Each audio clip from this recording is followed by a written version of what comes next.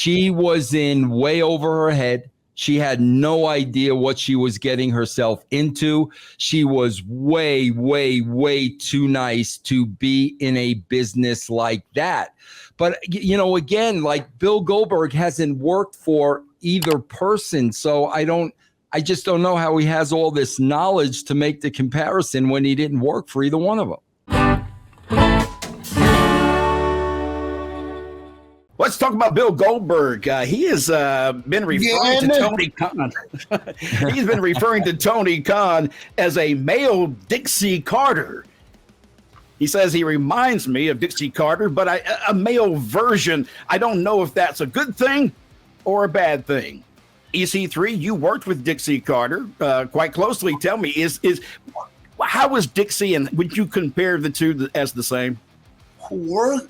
She's my aunt. That's right.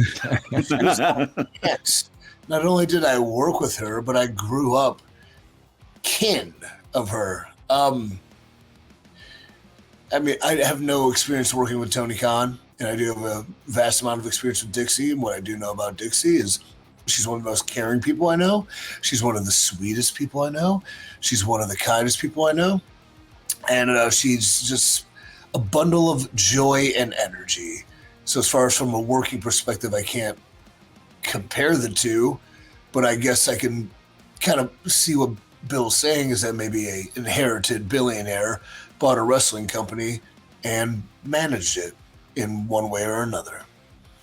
Vince, do you think that maybe the relations between the two that Bill is seeing, maybe like EC3 is saying, that they're both too nice for their own good?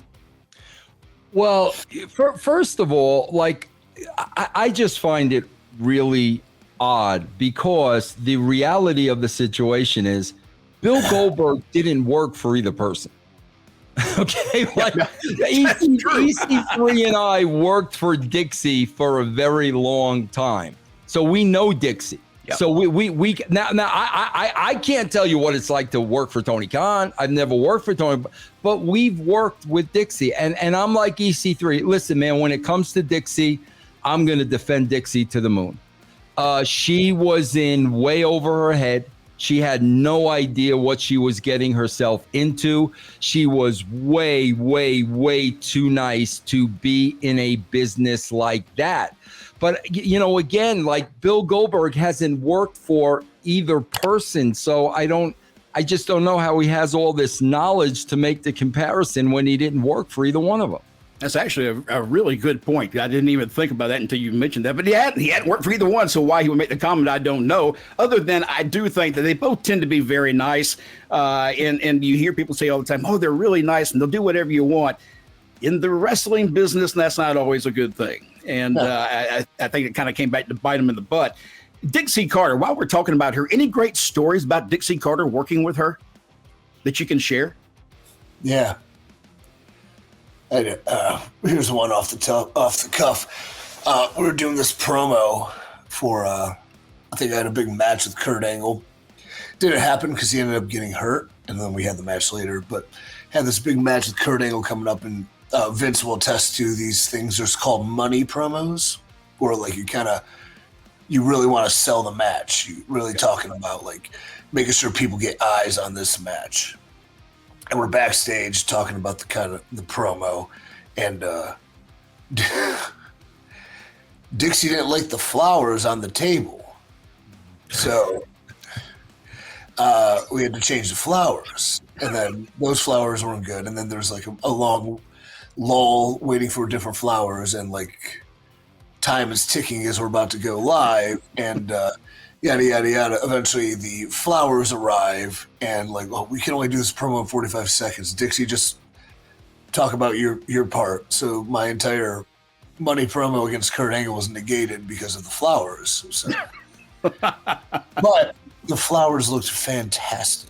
Vince, you've worked with a whole lot of people. How was Dixie working with her? I got to listen, Mac, I love Dixie to death. And I will defend Dixie to all ends of this world. But I'll tell you what drove me crazy. And it's because she didn't understand when she should have understood. Bro, when I go to work, I'm working with 50 talents. 50 talents, bro. I'm working with everybody, okay? When I worked with Vince McMahon, Mac, I told him one time, he would say literally, Vince, what are we doing tonight? Meaning, what am I doing tonight? Mac, one time, okay, Vince, here's what we're doing. I swear to God, Mac, it was a 10-minute conversation. Wow. And he didn't say anything. He listened to what we were doing. Okay, bro, when Dixie was a character on the show, I had to spend more time with her than anybody else. And as the owner of the company, she should have known, listen, man, Vince is the head writer. He's got to work with, Kurt Angle, Mick Foley, Booker T, Kevin Nash. He's got 100 people to work with. So I'm going to spend as little of his time as possible, but it was the complete opposite. And that was really, really, really tough, man. And that was the one thing about Vince as a performer, bro. Vince, there was no difference, bro, in me working with Vince McMahon and Goldberg. I would tell Vince one time, and that's it. It was all. He didn't take another second of my time.